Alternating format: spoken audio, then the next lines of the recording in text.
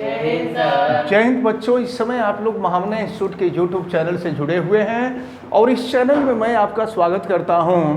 आज हम लोग रसायन विज्ञान क्लास 11th हिंदी माध्यम के फर्स्ट चैप्टर रसायन विज्ञान की मूलभूत अवधारणाओं के अंतर्गत हम लोग फर्स्ट चैप्टर के न्यूमेरिकल प्रॉब्लम सॉल्व कर रहे हैं और उन न्यूमेरिकल प्रॉब्लम में आज हम आपको क्वेश्चन नंबर 5 शुरू करने जा रहे हैं। लेकिन इसके पहले मैं आपको बता दूं कि अगर आप इस चैनल पे नए हैं तो चैनल को सब्सक्राइब कर लीजिए, बेल आइकन को भी प्रेस कीजिए और चैनल सब्सक्राइब करने के लिए यूट्यूब पर महामना इंस्टीट्यूट को सर्च कीजिए और महामना इंस्टीट्यूट के सब्सक्राइब वाले रेड कलर के बटन को आप क्लिक कर दीजिए। आप महामना इंस्टीट्यूट के पार्ट बन जाएंगे। आप बेल आइकन को भी प्रेस कीजिए और किसी प्रकार की कोई दिक्कत समझ में आती है तो आप हमें कमेंट भी करें और वीडियो को मैक्सिमम स्टूडेंट तक शेयर करें ताकि ये इंपॉर्टेंट टर्म जो आपसे एग्जाम में तो पूछे ही जाते हैं, कंपटीशन में भी पूछे जाते हैं, आईआईटी नीट वगैरह में केमिस्ट्री के क्वेश्चन पूछे जाते हैं, तो इनको अच्छी तरह से तैयार करना होगा। देखें क्वेश्चन क्या दिया हुआ है।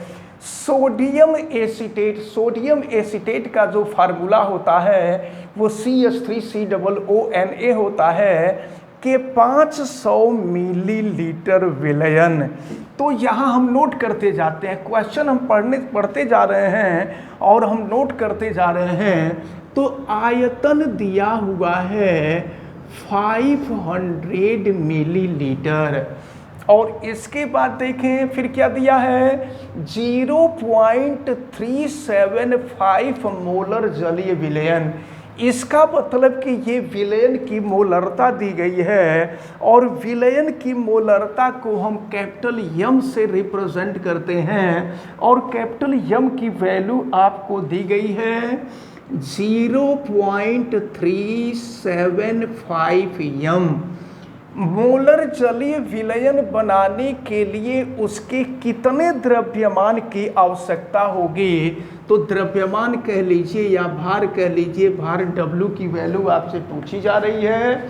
जबकि देखिए सोडियम एसीटेट का मोलर द्रव्यमान को हम यम डैश से रिप्रेजेंट करते हैं और यम डैश की वैल्यू देखिए सोडियम एसीटेट का मोलर द्रव्यमान को हम यम डैश से रिप्रेजेंट करते हैं और एम डैश की वैल्यू आपको दी गई है 82.0245 ग्राम पर मोल। तो अब हमको इस क्वेश्चन को सॉल्व करना है और चलिए सॉल्व करने के लिए रिलेशन या फार्मूला हम आपको बता दें कि W होता है यम डैश भी अपान होता है 1000। इसी को सॉल्व करके हमको भार निकालना है यानी सोडियम एसीटेट का भार ज्ञात करना है। तो चलिए इसके लिए हम सॉल्व करेंगे, वैल्यू रखेंगे W यम की वैल्यू 0.375 और एम डैश की जो वैल्यू है वह 82.0245 और आयतन दिया हुआ है, ये आयतन दिया हुआ है 500 मिलीलीटर और बटा में ये है 1000। अब हम लोग इसको सॉल्व करेंगे और चलिए सॉल्व करने के लिए क्या करें।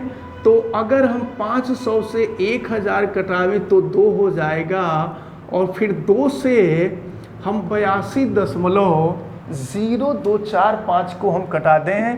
तो चलिए 2 से हम कटा रहे हैं तो ये हो जाएगा 2 चौके 8 हो जाएगा, 2 एका में 2 हो जाएगा और फिर ये 0 2 एका में 2 और फिर ये हो जाएगा आपका 2 दूना 4 और फिर 2 दूना 4 और 2 पाँचे 10 हो जाएगा। तो इस प्रकार अगर इसको कटाएंगे तो ये वैल्यू मिलेगी। अब W 0.375 इंटू हो जाएगा 41.01225। अब हम इन दोनों का मल्टीप्लिकेशन कर देंगे और दोनों का मल्टीप्लिकेशन करके देखते हैं तो अब देखें हमने इसका मल्टीप्लिकेशन किया, ये 0.375 का 41.01225 में, तो ये 15.37959375 ग्राम आया। लेकिन अब इसको ज़रा हम सार्थक अंकों के रूप में लिख दें तो ये हो जाएगा 15 पॉइंट, और देखें ये 5 जो है 5 को हम 1 मानकर उसके पहले वाले में जोड़ देंगे। यहाँ देखें इसको मैं लिख रहा हूँ 37959375। तो देखिए इस 5 को 1 मानकर उसके पहले वाले में जोड़ देंगे, तो पहले वाले में जोड़ेंगे तो ये 7 के जगह पर 8 हो जाएगा, और 8 5 से बड़ी संख्या है, इसको हम 1 मानकर उसके पहले वाले में जोड़ देंगे तो 4 हो जाएगा। यह 4 5 से छोटी संख्या है, इसलिए हम चाहें तो इसको छोड़ सकते हैं। फिर ये 9 जो है 5 से बड़ी संख्या है, इसको 1 मानकर इसके पहले वाले में जोड़ देंगे तो 6 हो जाएगा। और फिर 6 5 से बड़ी संख्या है, तो इसको 1 मानकर इसके पहले वाले में जोड़ देंगे तो 0 हो जाएगा, और यहाँ 8 हो जाएगा। तो इस प्रकार हम लिख सकते हैं W = 15.38 ग्राम। तो यही आपसे पूछा जा रहा था कि जलीय विलयन बनाने के लिए सोडियम एसीटेट के कितने द्रव्यमान की आवश्यकता होगी।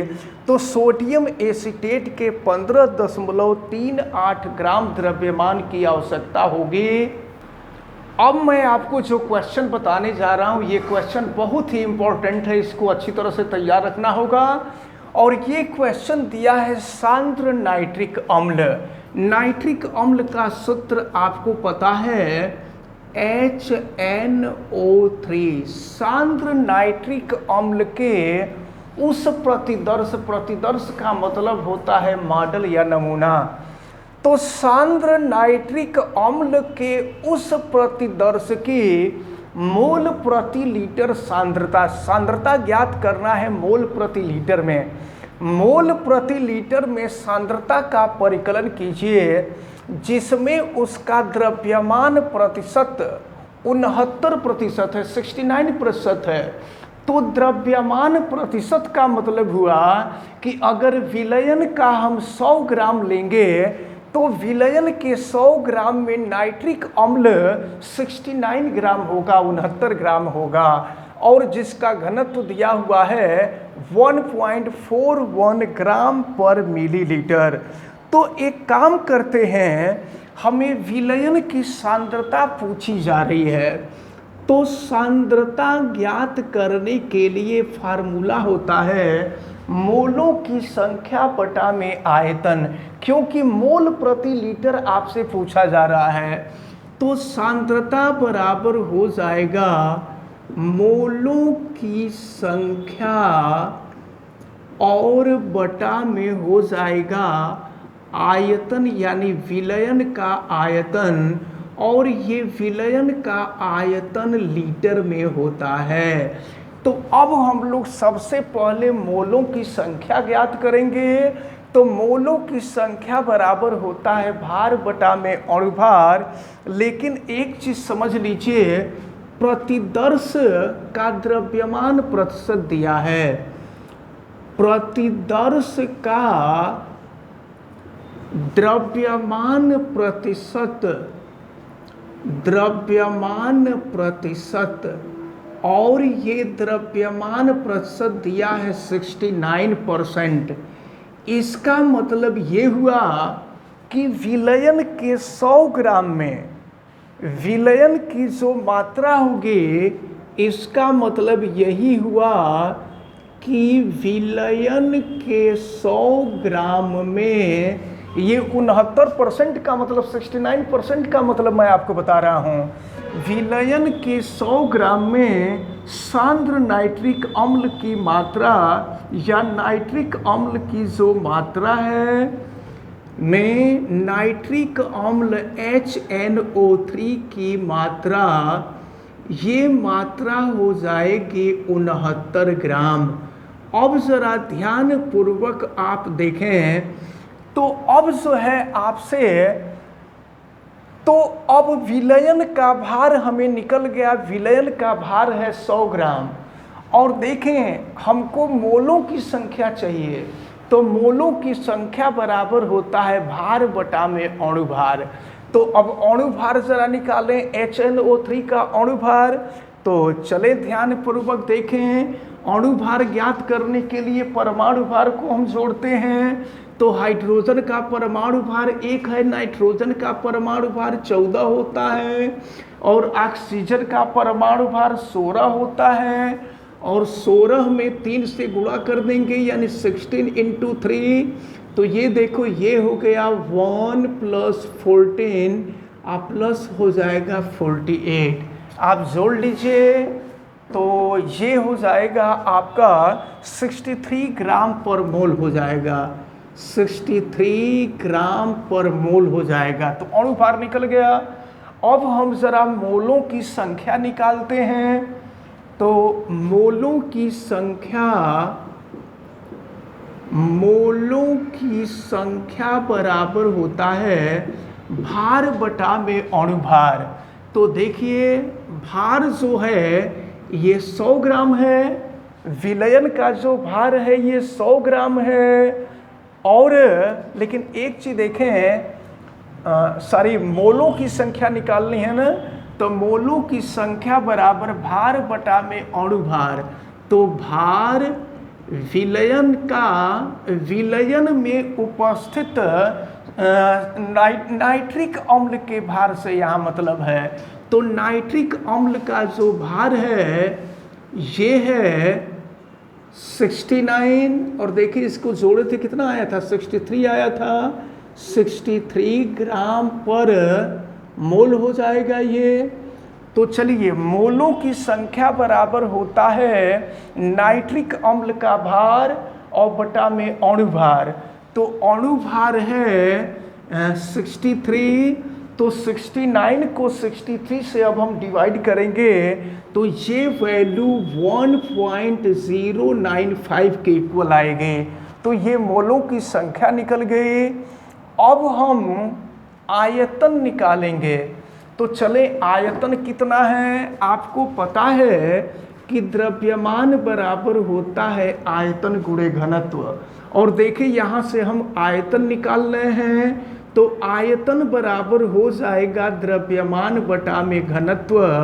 और चले देखें, द्रव्यमान जो दिया हुआ है, विलयन का द्रव्यमान 100 ग्राम है। विलयन का जो टोटल द्रव्यमान है ये 100 ग्राम है, और बटा में घनत्व ये दिया हुआ है 1.41 ग्राम पर मिलीलीटर।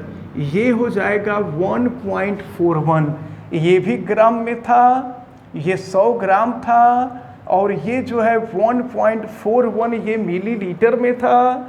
तो चलिए अब इसको सॉल्व करते हैं। तो 100 को हम 1.41 से डिवाइड करेंगे, इसके लिए ऊपर नीचे से 100 से मल्टीप्लाई कर रहे हैं। तो देखिए ऊपर 100 से मल्टीप्लाई करेंगे, 2 जीरो और आ जाएगा, 10,000 हो जाएगा, और नीचे 100 से मल्टीप्लाई करेंगे 141 हो जाएगा। अब 10,000 को 141 से डिवाइड कर दीजिए, तो ये हो जाएगा आपका 70.92 मिलीलीटर हो गया। तो अब ज़रा ध्यानपूर्वक देखें, हमको विलयन में उपस्थित सांद्र नाइट्रिक अम्ल की सांद्रता ज्ञात करनी है। तो सांद्रता ज्ञात करने के लिए मोलों की संख्या हमें चाहिए और बटा में आयतन लीटर में चाहिए। तो मोलों की संख्या यहाँ हम निकाल लिए, ये 1.095 हो गया, और विलयन का आयतन निकला है, लेकिन ये मिलीलीटर में निकला है। मिलीलीटर को लीटर में कन्वर्ट कर दीजिए। तो मिलीलीटर को लीटर में कन्वर्ट करने के लिए हमें 1000 से डिवाइड करना होगा, 1000 से डिवाइड करना होगा। जब 1000 से डिवाइड कर देंगे तो 0.070, और ये हो जाएगा 92 लीटर हो जाएगा।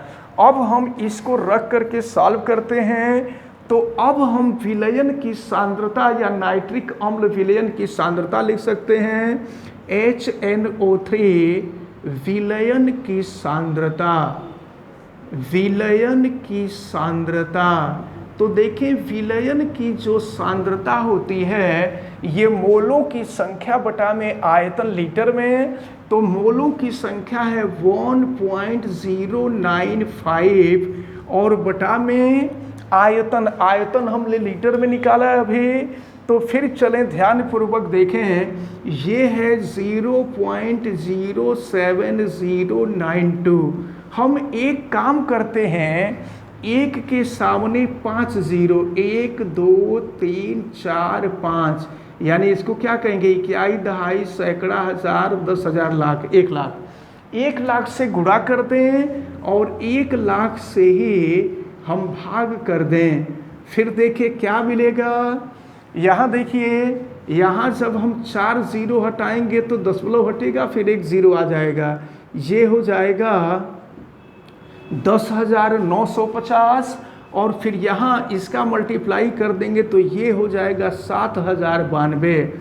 अब जो है 10,950 को 7,092 से भाग देंगे तो ये लगभग 15.44 आएगा। ये कर लीजिएगा, ये मान सार्थक अंक के रूप में लिखा गया है और यह जो है मोल प्रति लीटर में होगा। यही आपसे पूछा जा रहा था, विलयन के सांद्रता का परिकलन कीजिए मोल प्रति लीटर में। तो विलयन की सांद्रता हम लोग मोल प्रति लीटर में ज्ञात कर लिए और हमें उम्मीद है कि आज जो दोनों क्वेश्चन बताए हैं ये दोनों क्वेश्चन बहुत ही इम्पॉर्टेंट हैं, थोड़े से टफ हैं लेकिन बहुत ही इम्पॉर्टेंट है। इनको बहुत अच्छी तरह से आप तैयार कीजिएगा। वीडियो को आप लाइक ज़रूर कीजिएगा और चैनल पे नए हैं तो चैनल को सब्सक्राइब करने के लिए यूट्यूब पे महामना इंस्टीट्यूट को सर्च कीजिएगा और फिर सब्सक्राइब वाले रेड कलर के बटन को आप क्लिक कर दीजिएगा तो महामना इंस्टीट्यूट में आप पार्टिसिपेट कर जाएंगे। आप वीडियो को मैक्सिमम स्टूडेंट तक शेयर कीजिएगा ताकि ये जो इम्पोर्टेंट टर्म है न्यूमेरिकल से बच्चे बहुत दूर भागते हैं और कंपटीशन में न्यूमेरिकल ही पूछा जाता है। तो इन न्यूमेरिकल को अच्छी तरह से आपको तैयार करना होगा। आप बेल आइकन को भी प्रेस कीजिएगा और अगर किसी प्रकार की कोई दिक्कत समझ में आती है तो आप हमें कमेंट करके बताएंगे भी। आप सभी लोगों का बहुत बहुत धन्यवाद। जय हिंद।